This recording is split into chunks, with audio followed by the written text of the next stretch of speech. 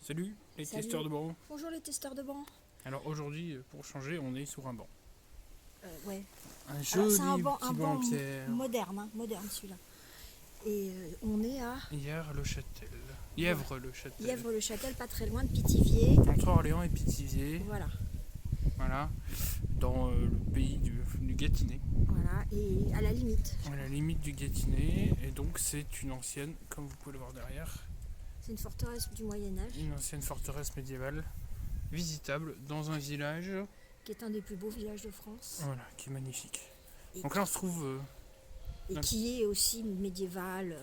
Voilà, ça a traversé les époques. donc là on est dans la basse-cour.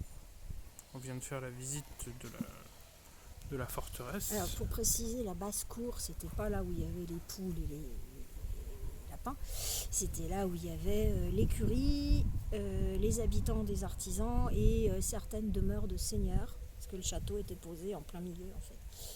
Et que vous voyez là d'ailleurs. Oh, tu peux monter un peu, oui.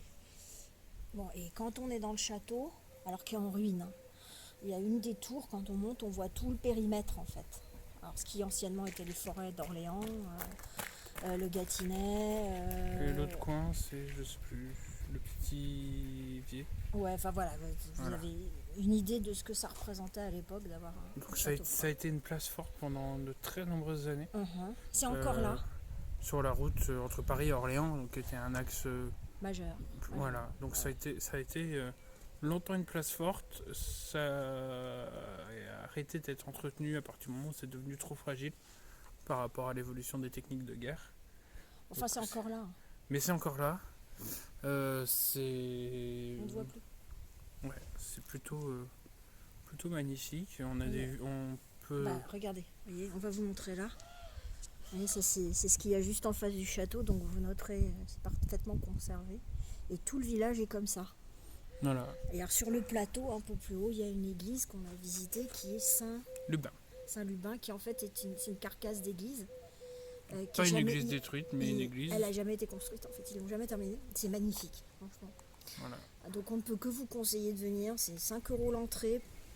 Ça vaut vraiment le détour parce qu'en plus les amoureux de Game of Thrones ne pourront que se retrouver plongés dans une ambiance qu'ils aiment bien.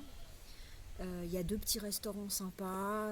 C'est combien? Allez, 45 km. Non, combien de Paris? 1 heure. Allez, en tout cas, C'est 1 heure de Paris. Ouais. ouais, voilà, à part l'autoroute. Franchement, il y a plein de choses à faire autour. Vous avez Pithiviers qui est pas loin.